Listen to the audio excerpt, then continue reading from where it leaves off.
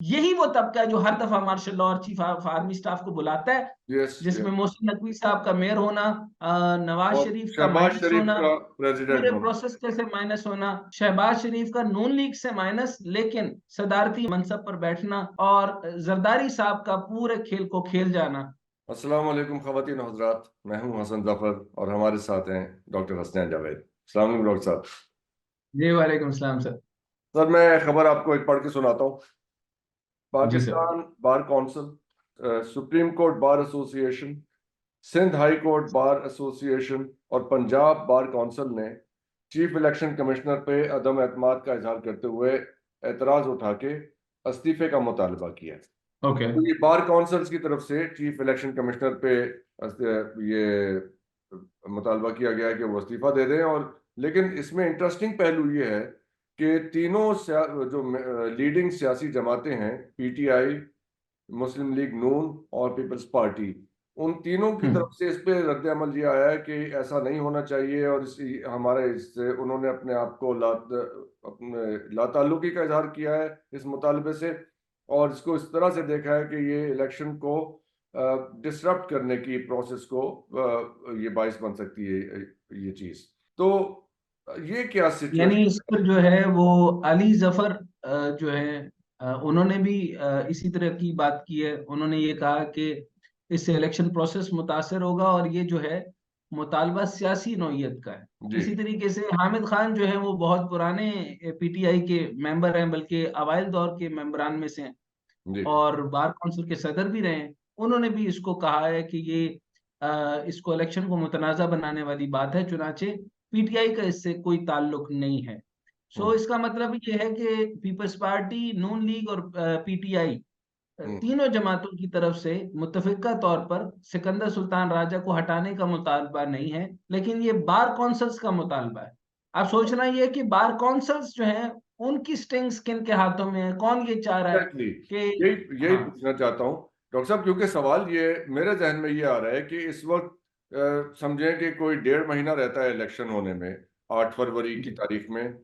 कोई खास election activity नहीं है इस वक्त सारे मुल्क में, हमें नजर नहीं, कोई मेजर जलसा किसी पार्टी की तरफ से नहीं हुआ है। अभी तक वो निशान अलॉट होने का, इंतखाबी निशान अलॉट होने वाला मामला वो लटका हुआ है, वो बल्ले के इंतखाबी निशान वाला। टिकट्स जारी नहीं कर पा रही है पीटीआई उस वजह से, और दीगर सियासी जमातों की तरफ, यानी कि अभी उम्मीदवारों का ऐलान नहीं हुआ, 1.5 महीना रहता है। तो इसका क्या, इससे ये क्या वजह है, मतलब ये क्या भी आप ये देखिए सर, पार्टियां खुद खुद पीटीआई को डाउटफुल हैं नज्म इलेक्शन ज़ब्त के है। बारे में क्या? पहले तो मैंने गुफ्तगू का, आपको याद है, मैंने पार्ट आपको क्लियर कर दिया, और एक मैंने जो है वो पूरा स्क्रिप्ट यानी from the president till mayor मैंने आपके सामने रख दिया, यस जिसमें यस। मोहसिन नकवी साहब का मेयर होना, नवाज और शरीफ का शहबाज माइनस शरीफ होना, का प्रेसिडेंट पूरे होना। प्रोसेस से माइनस होना, शहबाज शरीफ का नून लीग से माइनस, लेकिन सदारती मनसब पर बैठना, और जरदारी साहब का पूरे खेल को खेल जाना। ये यस। स्क्रिप्ट नंबर 1 है। ठीक है। स्क्रिप्ट नंबर 2 जो है, जो कि मतलब इसको मैं स्क्रिप्ट तो नहीं कहूंगा, लेकिन आप ये समझ लें कि ये दूसरी कोशिश हो सकती है कि आप अगर अंदाजा करें कि आईएमएफ की तरफ से फिलहाल जो है वो उन्होंने चंद अमेंडमेंट्स कही हैं। हम्म, एक तो कहा है कि आर्टिकल 84 की अमेंडमेंट करें। अच्छा जी। आर्टिकल 84 ये है सर कि जिसकी वजह ये से आईएमएफ ने मुतालबा सप्लीमेंट्री किया है कि ग्रांट्स जो हैं जिसका 15। जी डॉक्टर सर। साहब ये आईएमएफ का आईएमएफ ने मुतालबा है कि मुतालबा ये आर्टिकल, किया, और जो गलत मुतालबा नहीं है, मतलब लेकिन ये लेकिन कहा फिर जा रहा है कि आईएमएफ की तरफ से कॉन्स्टिट्यूशन ऑफ हमारे पाकिस्तान आइन जो पे है। तरमीम का मुतालबा, ये बड़ी अजीब बात है। 23वीं दफा जब आप 23वीं दफा जब आप उनसे पैसा मांगेंगे, जी। तो आप मुझे ये बताएं कि आप मेरे से 23 दफा कर्जा लेंगे, तो मैं हम्म आपका पजामा भी खींच लूंगा ना सर। मैं बड़ी बहुत ही तो ये क्या कहूँ मैं इस पे, अजीब तो बात है। आर्टिकल 84 के अंदर अमेंडमेंट का मुतालबा किया है, और इससे इन्होंने ये कहा है कि 15% ऑफ द टोटल जीडीपी, उसके अंदर जो है वो सप्लीमेंट्री ग्रांट्स दी जाती हैं उन ऑर्गेनाइजेशंस को जो कि बिल्कुल नाकारा हैं, यानी स्टेट ओन्ड एंटरप्राइज, जो पाकिस्तान का टोटल हदफ बनता है तकरीबन 2.67 ट्रिलियन, यानी अच्छा, इतना बड़ा जो है मजमुई हदफ जो तो है जरा आसान वो अल्फाज में इतना बोझ। मैं आसान अल्फाज में समझना चाहूंगा कि 15% पाकिस्तान का जो बजट है, टोटल बजट, उसका 15% ये जो स्टेट ओन्ड एंटरप्राइजेस से मुराद है, रेलवे, स्टील मिल, जी, पीआईए, यानी जो इदारे हमारे बड़े कुल मिला के 202 इदारे हैं। मल्टी स्टेट ओन्ड एंटरप्राइज, यानी राइट। जिनको अभी तक, फॉर एग्जांपल ताजा तौर पे आपको बता दूं, जिनको आईएमएफ के कहने के ऊपर निजकारी के लिए पेश किया गया है, जिनमें से स्टील मिल को निकाल दिया गया है, बाकी 26 पे काम हो रहा है, और वो भी बाजाब्ता तौर पे नवाज शरीफ साहब की नजर के नीचे हो रहा है। यानी कर कौन रहा है? फवाद हसन फवाद। खैर, ये मैं इस तफसील में नहीं जाना चाहता, चुनाचे ये निजकारी के प्रोसेस पे भी मुझे मुकम्मल क्वेश्चन मार्क है।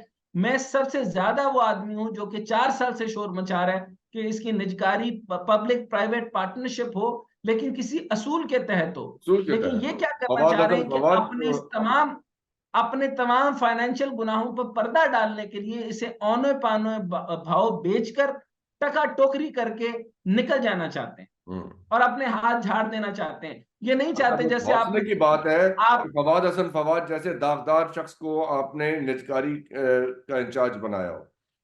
एग्जैक्टली। सो अब पॉइंट सर ये है कि हमने ओपोनेंट के, आप रेलवे में पिछली दफा जो है वो रेलवे का विजिट करके आए हैं, आपने इकोनॉमी प्लस का आपने विजिट किया, आपने कहा मैं एंटर नहीं हो सका, इतनी बदबू थी। It was very bad. Economy ठीक हो प्लस गया। नहीं, तो स्लीपर ये सेल, हालत है, वो सॉरी, ये हालत स्लीपर है हमारी, गाड़ियां जो थी। हमारे नाक, हमारे जो स्मेल, हमारे टेस्ट बड्स, हमारे जहन इतने बदबूदार हो चुके हैं कि अब बदबू हमें सुंघाई नहीं देती। वैसे ही है, वैसे ही है।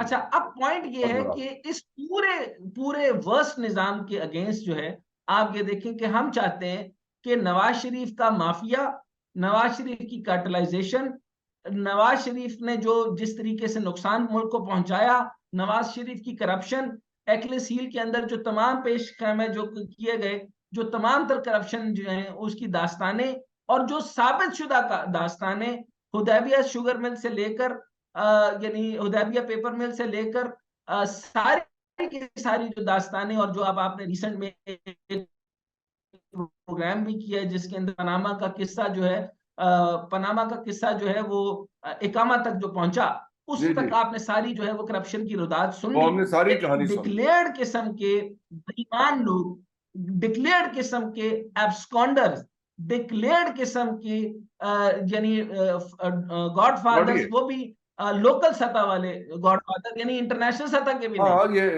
यानी ये टपोरी यूं देखिए, कह और लीजिए। इनके साथ हैं कौन? हम तो अपने इलाकों से जानते हैं, अपने हलकों से, लाहौर के जानते हैं। तो इनके के इन्होंने जो सर कब्जा ग्रुप है वो इनके साथ जुड़े जो हुए। इन्होंने जौहर एग्जैक्टली टाउन, पूरे इस जौहर तरीके टाउन के से, कब्जा ग्रुप इंडियन नून लीग में है।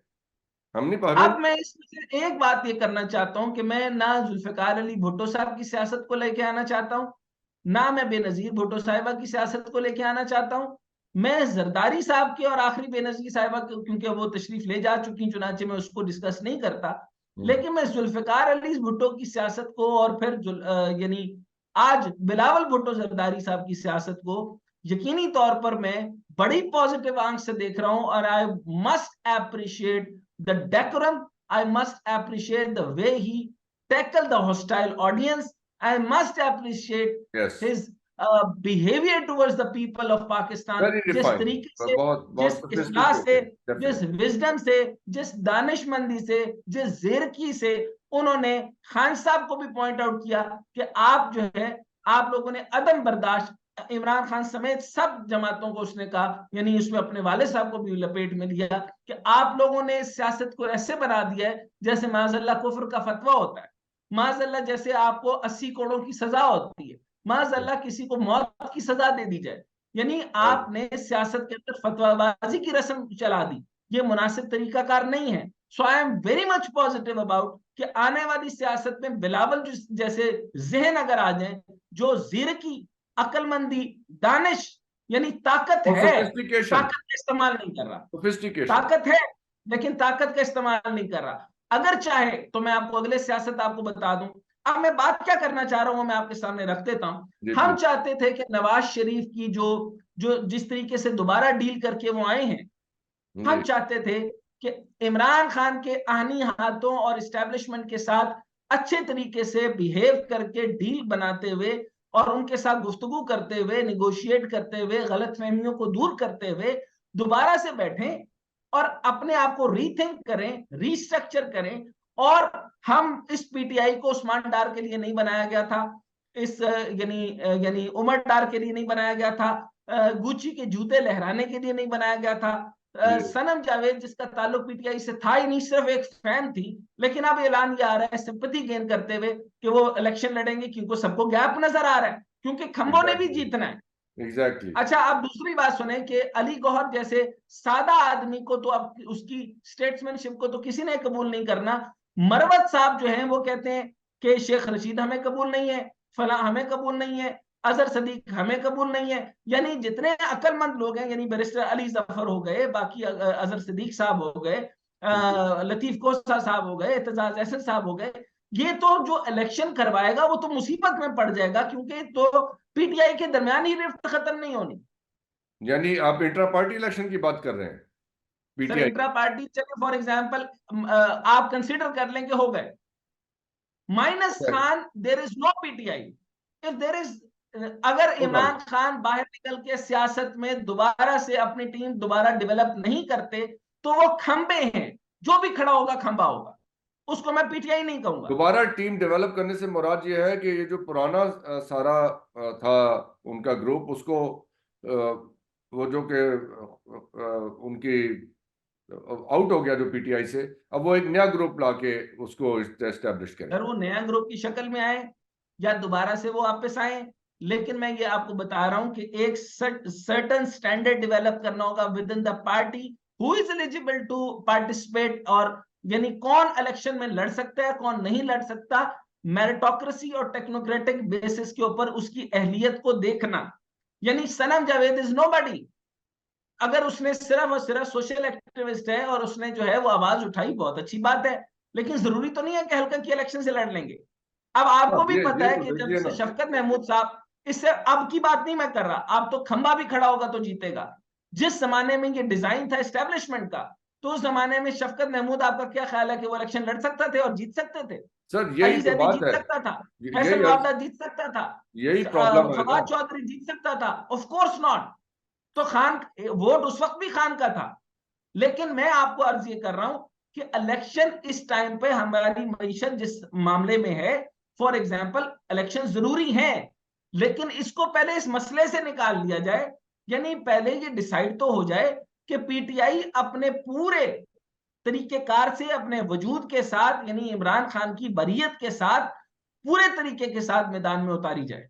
राइट। अब सर यहाँ पे आपकी इस सारी गुफ्तगू से दो तीन चीजें मेरे जहन में आ रही हैं। एक तो ये है कि पीटीआई जो है विद इन इटसेल्फ, यानी अपने आप को ऑर्गेनाइज कैसे करेगी, ये बहुत बड़ा सवाल है खान साहब की एब्सेंस में, और खान साहब अगर बाहर आ जाते हैं तो उस सूरत में कि वो जो पहला जो सारा उनके इर्द गिर्द जो भी ये लोग सर थे, मुफाद का एग्जाम्पल फवाद आप इस चौधरी तरह ले एक्सेट्रा लीजिए, एक्सेट्रा। मुफाद की एग्जाम्पल आप, मुफाद की एग्जाम्पल देखें, लतीफ खोसा साहब का मैं बहुत अदब करता हूँ, एहतराम करता हूँ, वो भुट्टो की याद के अंदर वापस जो है वो पीपल्स पार्टी के साथ आ रहे हैं। वो ये नहीं चाहते कि जो सलूक भुट्टो साहब के साथ हुआ था, जैसा अदालती कत्ल उनके साथ हुआ था, उनके जाने के 40 साल बाद जो है वो अदालतें सोच रही हूँ कि हम ये कन्फेस करें कि हमसे बड़ा जुल्म हुआ था। तो ये लेकिन वो इसलिए आए। लेकिन आप मुझे ये बताइए कि हसान न्याजी, जिनका कोई ताल्लुक उनकी सियासत और पीटीआई से नहीं है, हफीजुल्लाह न्याजी, जो ऑफ कोर्स उससे ग्रज रखते हैं और उसके मतलब दुश्मन नहीं कहेंगे,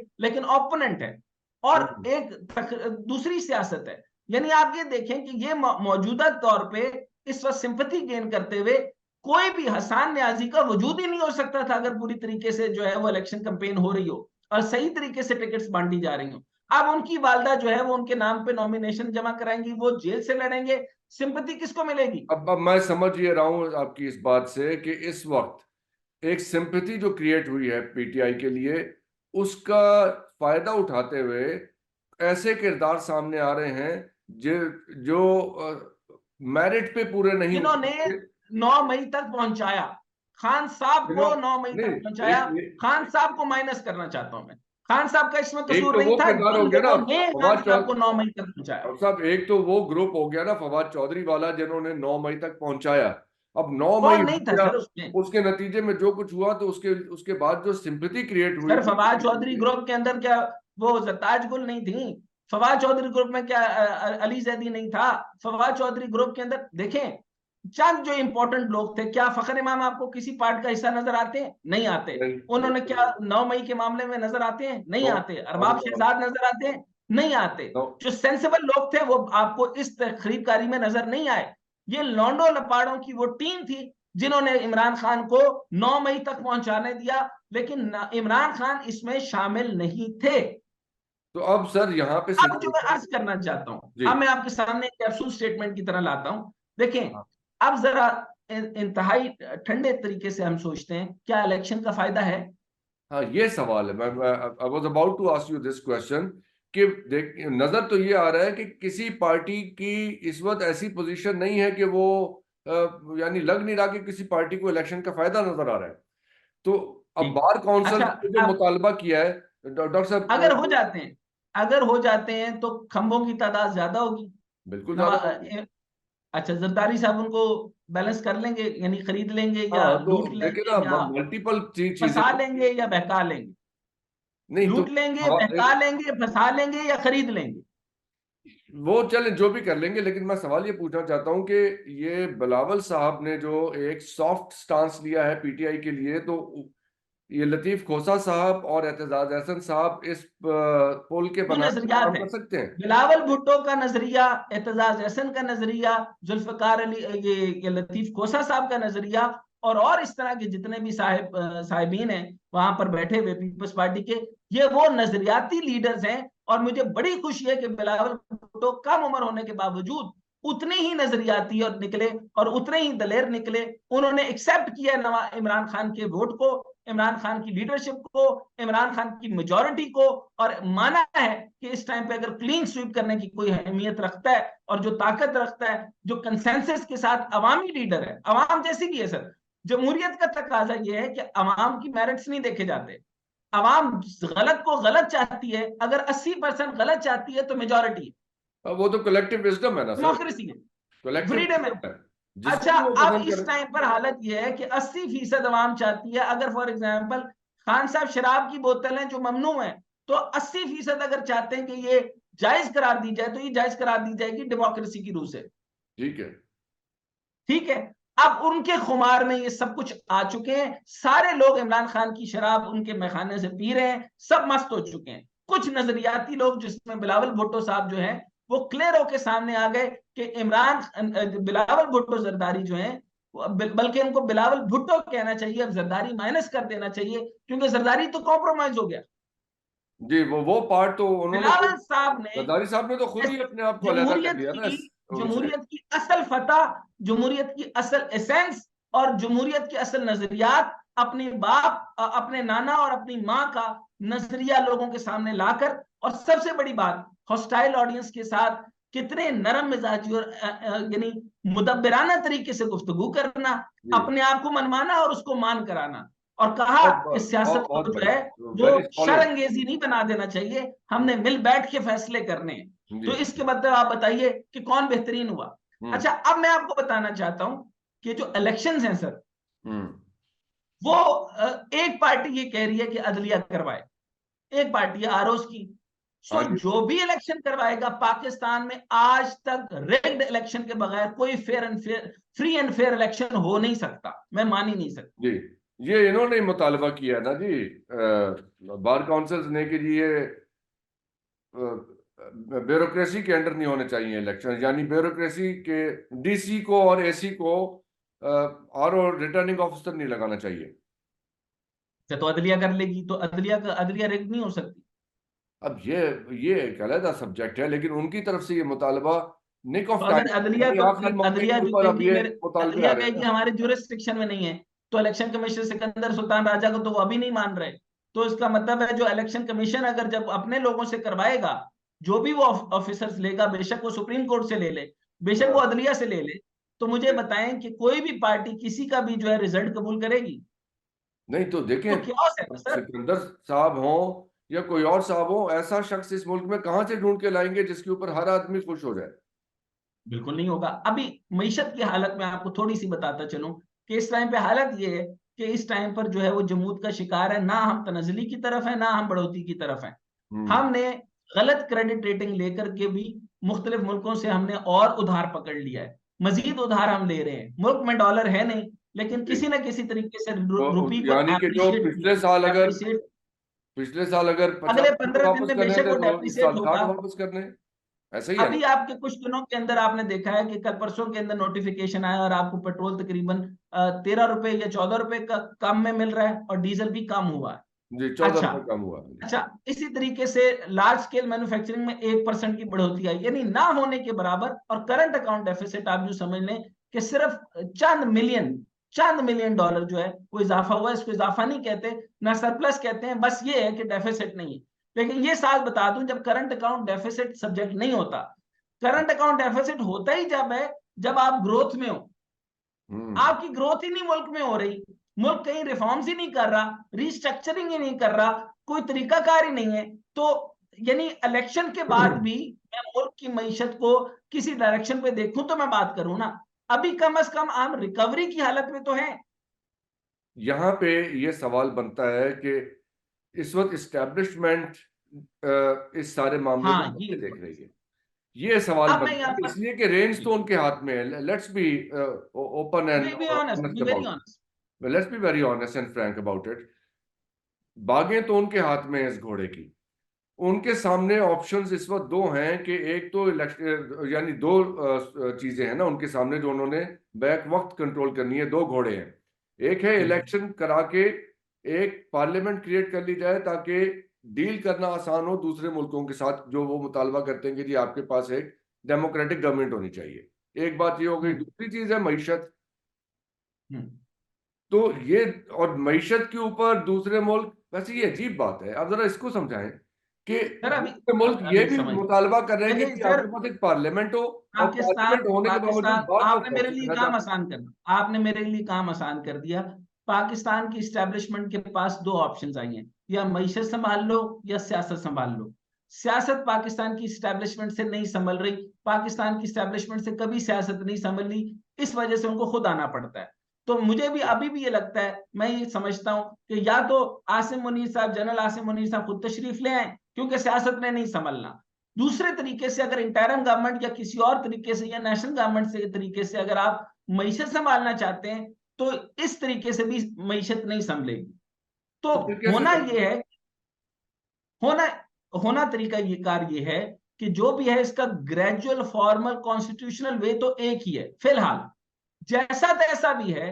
कॉन्स्टिट्यूशनल तरीका यह है कि प्रॉपर तरीके से आपका देखें, आपके इस टाइम पे बड़े बड़े एलिगेशन आईएमएफ से आ गए हैं, आपका बैलेंस ऑफ पावर सिस्टम ठीक नहीं है, आपके जो है वो फाइनेंशियल बैलेंस का सिस्टम बहुत बुसीदा है, आपका जो ब्यूरोक्रेसी का तरीकाकार बहुत बुसीदा है, स्टेट बैंक को उन्होंने अलग कर दिया, बाकी निजाम उन्होंने अलग कर दिए हैं, आपकी वजारत खजाना के इख्तियार में स्टेट बैंक नहीं है। तो मुझे ये बताएं कि सारा इख्तियार खजाना का तो आईएमएफ के हाथ में है, तो कोई भी हुकूमत ताकत लेके पैसा कहां से खर्च करेगी? ध्यान से तो देखें, ताकत तो रिसोर्सेज से आएगी ना। तो अब इसका मतलब यह है कि आपको अपना अबूरी तौर पे दोबारा से कॉन्स्टिट्यूशनल लाइन लेंथ जो है वो कोर्स करेक्शन की जरूरत है। आप प्रॉपर तरीके से मध्यम बैठ जाइए। इस्टेब्लिशमेंट से मैं रिक्वेस्ट करना चाहता हूं कि आपके पास दो ऑप्शन है, या डायरेक्टली जनरल आसिम मुनीर साहब के थ्रू माशाल्लाह लगवा दीजिए, और अगर आप ये नहीं कर सकते तो प्रॉपर तरीके से इलेक्शन करवा दीजिए और खान साहब को रिहा करके मार्केट में ले आए, और प्रॉपर तरीके से फ्री एंड फेयर, वाकई फ्री एंड फेयर इलेक्शन करवाएं। और फिर जो भी हुकूमत उसके नजदीक आती है जमहूरियत के मुताबिक, जो जबकि मैं कायल नहीं हूं, मैं मेरिटोक्रेसी और टेक्नोक्रेसी के कायल हूं, वो अगर ना भी हो सके तो उसका भी मेरे पास हल है। वो मैं फिर किसी दफा अर्ज करूंगा कि उसके अंदर कैसे आप इन्वॉल्व हो सकते हैं। मैं समझ रहा लेकिन हूँ। फिलहाल कोई नया एडवेंचर करने के बजाय जो भी आपके कानून के अंदर तरीकाकार राइज है 224 के तहत इलेक्शन करवाने का, आप इसको फ्री एंड फेयर इलेक्शन करवाएं, ज्यादती ना करें, लेवल प्लेइंग फील्ड दें, और फिर आप जो है उनको हुकूमत बना लेने दें। जो हुकूमत में आया, अगर बिलावल साहब आ जाते हैं और सिंध पे हुक्मरानी करते हैं तो वेल एंड गुड, उनको काम आपसे एक कर लेने सवाल दीजिए। पूछना चाहूंगा डॉक्टर साहब, उससे जरा गुफ्तगू हमारा आज का प्रोग्राम थोड़ा स्ट्रेच कर जाएगा, लेकिन ये सवाल पूछना जरूरी है। सवाल ये है डॉक्टर साहब, दूसरे मुल्क हमसे ये मुतालबा करते हैं कि आपके पास एक जमहूरी हुकूमत होनी चाहिए और हम उससे डील करेंगे। डील वो कहते हैं कर रहे होते हैं फौज के साथ, कहते हैं कि जी एतमाद हमें इस पे है। ये क्या किस्सा है भाई? आप डिमांड कर रहे हैं कि जी पाकिस्तान में एक जमहूरी हुकूमत लेके जाए आए, एक लेजिटिमेट हुकूमत होगी तो हम उसके साथ बात करेंगे। भाई लेजिटिमेट हुकूमत तो हमने कई दफा बना के दी है, आप बात फिर भी फौज से ही करते हैं। ये जैसे आपने बड़ा सीपैक का मामला ले लीजिए, कोई ये और ऐसा अब मामला आपको ले लें। दो जवाब दे सकता हूँ। प्लीज। एक तो मैं जवाब दूं आपको दुरुस्त तरीके से, और एक मैं नो कमेंट्स कह के आगे चला जाऊं। ये एक खास तबका है जो कि अपने मुफाद जब उसके पास आ रहे होते हैं, उसको सब्सिडीज मिल रही होती हैं, उसका बिजनेस फ्लरिश कर रहा होता है, तो वो कुछ कुछ देर के बाद जो है वो, और जब उनको जब से ही जमहूरी तौर पे भी ये फैसले होते हैं और पॉलिसी क्योंकि एक नहीं होती और उनको सब्सिडी नहीं मिलती, फॉर एग्जाम्पल आम आदमी को अगर बिजली 92 रुपए की मिल रही है, इनको 5 रुपए की नहीं मिलेगी, और इनकी फैक्ट्रियां कमजोर होना शुरू हो जाएंगी, इनके बिजनेस कमजोर होंगे, स्टॉक मार्केट। अब आपने देखा है इस इंटरिम गवर्नमेंट से स्टॉक मार्केट कितनी खुश है, और सारा अशराफिया और बिजनेसमैन कम्युनिटी बहुत ज्यादा खुश है, सारे चैम्बर्स बड़े खुश हैं, और नवाज शरीफ के आने पे धमाले डाल रहे हैं। तो नवाज शरीफ का स्टेटमेंट आपने सुना था, उसने कहा था मैं आपको अनकन्वेंशनल तरीका कार दूंगा, कोई पूछताछ नहीं होगी, कोई डॉक्यूमेंटेशन नहीं होगी। ये चाहते हैं।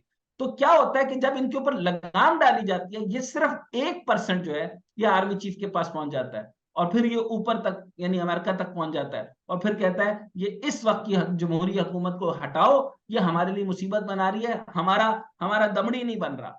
तो ये है वो तबका जो इस पूरे के पूरे माहौल को तब्दील कर देता है। वरना अब ये वजह है कि इंटरिम गवर्नमेंट के अंदर किसी पार्टी को पैसे नहीं देने पड़ रहे, भत्ता नहीं देना पड़ रहा, इलेक्शन के लिए जो है वो उनको ग्रांट्स नहीं देनी पड़ रही, तो ये तबका बहुत खुश है। यही वो तबका है जो हर दफा मार्शल लॉ और चीफ ऑफ आर्मी स्टाफ को बुलाता है और उनकी तवाज़ो करता है और कहता है हजूर आप मंच पे तशरीफ लाएं, here is the game of throne. Thank you very much doctor साहब। खवातीन और हज़रात, आपके देखने का बहुत बहुत शुक्रिया।